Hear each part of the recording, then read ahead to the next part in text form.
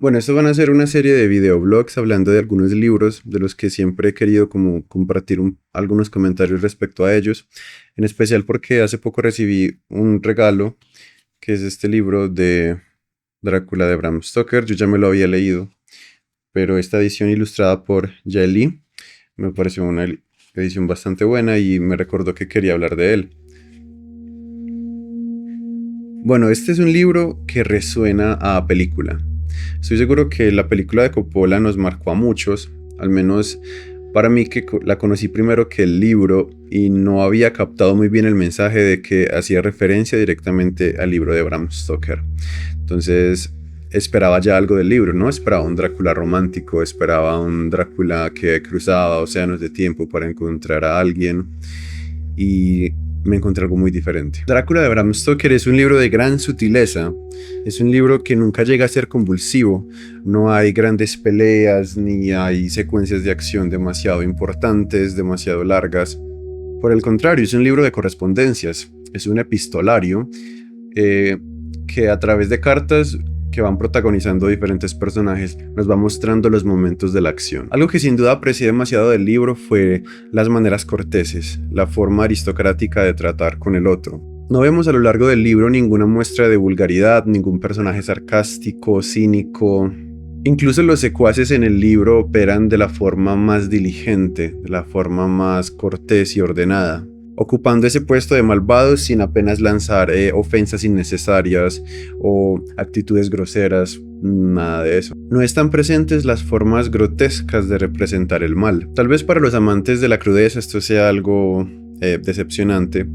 A mí esta perspectiva higiénica del mal me pareció interesante y me pareció agradable. Es que todo en el libro es pulcro y agradable, lo cual me parece muy adecuado más en estos tiempos donde eso cada vez se ve menos. Es una forma de escribir antigua y eso para mí tiene algo de apreciarse. Porque ese velo de realismo que tiene la escritura actualmente no está mal, pero siento que perdimos algo respecto a las descripciones y a la forma de tratar los personajes en el siglo XIX. Sin embargo, el libro no es frío, realmente nos hace observar con cierto recelo cómo ninguna de nuestras relaciones de amistad cumple con tanta etiqueta, tanta cortesía, yo diría que con tanta sinceridad en la alegría y como tanta devoción en la amistad. Porque todos los personajes se hacen amigos del alma, apenas unos diálogos de conocerse. Todos reconocen la manera más delicada de proceder ante cada acción determinante. Y no existe ninguna discordia que manche este ambiente de amistad. Aunque sí es verdad que hay manchas de otro tipo. Drácula es un libro profundamente masculino. Algunos podrían decir, sin equivocarse, a mi parecer, que llega a lo homoerótico. Aunque eso no es un rasgo que nos sorprenda del vampiro, porque esa ambigüedad sexual y esa tendencia sadomasoquista en el alimentarse, en el acto de reproducirse, es algo que es casi imposible de negar. Pero incluso más allá de eso, el libro es incluso más así debido a la forma en la que los personajes masculinos se relacionan entre ellos, que son siempre la personificación de la lealtad, la fraternidad, el honor y la admiración mutua. Y también en lo negativo es que las mujeres siempre juegan papeles secundarios. Son objetos de deseo para Drácula, son víctimas y en ocasiones también son victimarios secundarios.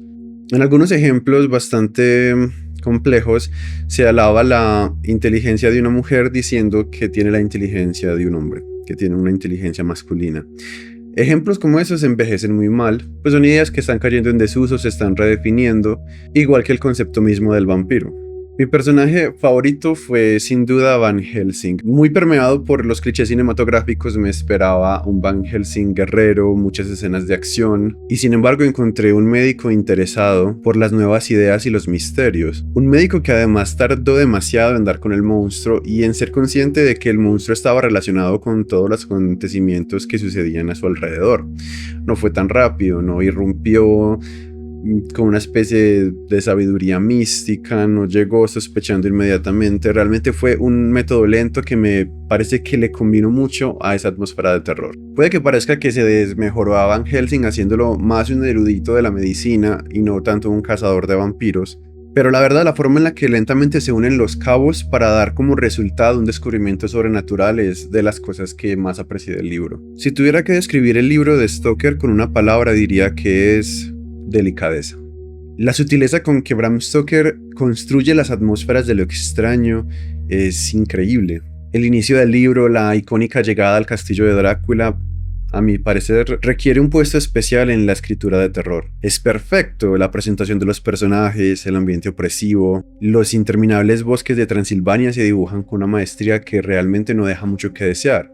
Uno espera, casi conteniendo el aliento, por lo que sabe que está pasando, y es el ingreso de una víctima en la guarida de una bestia.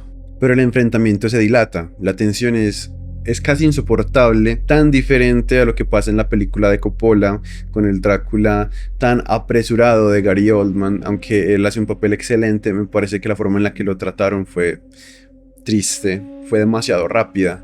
El libro se toma mucho tiempo en construir un ambiente de misterio y en hacernos sentir que hay algo extraño que está sucediendo. Hablar de vampiros en los tiempos modernos puede volverse ya un tópico algo gastado. Sentimos desde hace tiempo que la atracción del vampiro perteneció a otra época, a otra generación que lo tomó de maneras muy diferentes. Pero es que el vampiro ha pasado por todos los estados de una fascinación generacional bastante peculiar. No siendo solamente un ser mítico, con una relación especial con la sangre, salido del folclore de tierras lejanas, sino también un signo de rebelión, a veces dando la idea más de la juventud eterna que a la idea del monstruo despiadado.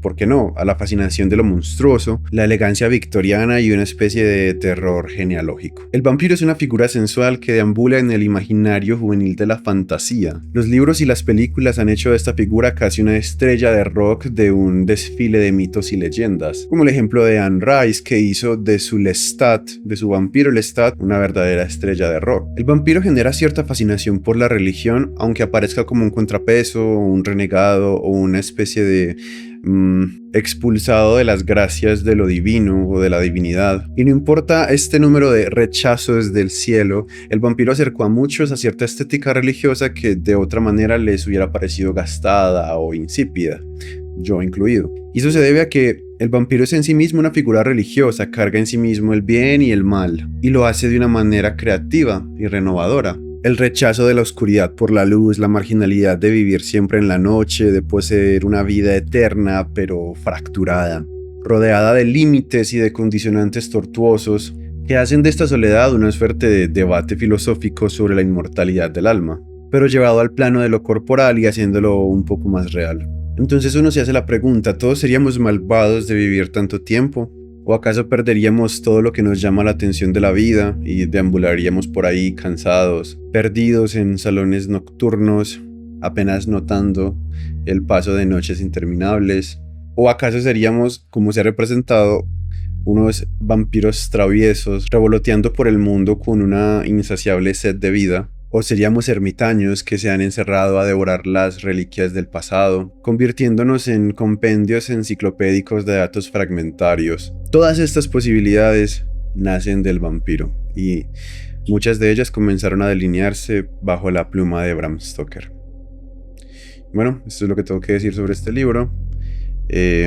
Léanlo, vale mucho la pena.